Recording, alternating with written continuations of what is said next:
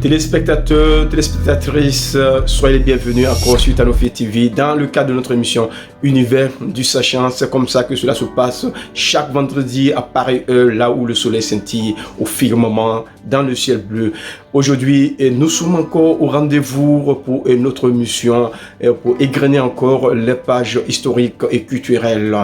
Alors, notre randonnée culturelle nous amène vers un dossier spécial sur la France. Vous savez tous que les années 60 sont les années qui sont réputées pour l'indépendance des pays africains. Et c'est pourquoi chaque année, les pays africains, pour commémorer l'indépendance, fêtent la fête des indépendances. Paradoxalement, nous avons la France également qui fête son indépendance le 14 juillet de chaque année. Ben, comment cela s'explique? Pourtant, ce pays puissant n'a jamais été colonisé. Alors, il faut remonter dans les arènes de l'histoire pour comprendre pourquoi la France fête-t-elle son indépendance. Chers téléspectateurs, téléspectatrices, tout cela remonte vers le Moyen-Âge, oui, l'âge où la France était divisée en trois sociétés. On parle d'une société tripartite. Voilà, une société où il y avait d'abord la première classe, la classe du clergé, c'est-à-dire les hommes de l'église, les prêtres et tous ceux qui servaient Dieu. Et la deuxième classe était les nobles, et aussi nobles parlant de chevaliers, de tous ceux qui étaient dans la royauté, les privilégiés de la société.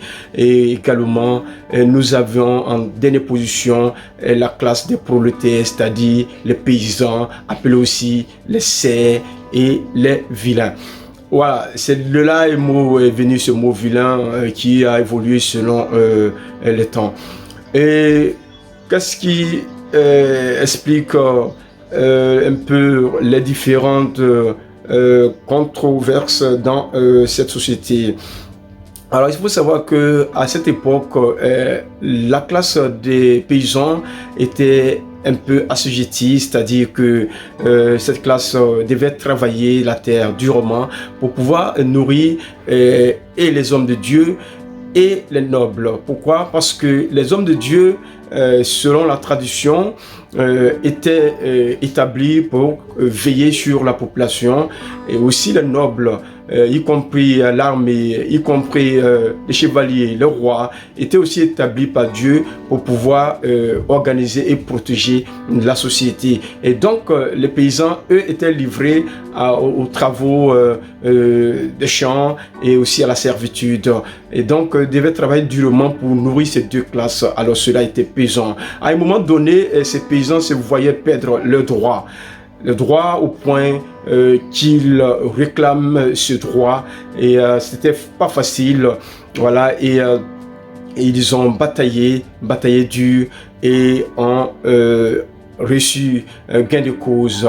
Alors cela a valu une révolte populaire avec la prise de Bastille et la libération des prisonniers et la possession des armes. Et cette révolte était vraiment hard, était vraiment très tendance. Et alors ces jours-là, les paysans ont vaincu, ont gagné la bataille, et à partir de ce jour, les paysans ont réussi l'indépendance. Donc cette date est restée mémorable. Alors c'est depuis le 14 juillet 1789 que les paysans ont réussi l'indépendance et ont gagné la guerre contre les deux classes. Alors, et vous comprenez que cela est une date historique restée dans les archives de la France, et c'est pourquoi vous voyez chaque année, en commémoration de cette lutte et cette victoire, la France fête chaque année son indépendance. Chers amis, chers spectateurs, voici pourquoi et comment la France aujourd'hui fête chaque année son indépendance. Oui, et merci de suivre cette chaîne Tanofe TV qui ne cesse de vous surprendre. Au revoir et à bientôt.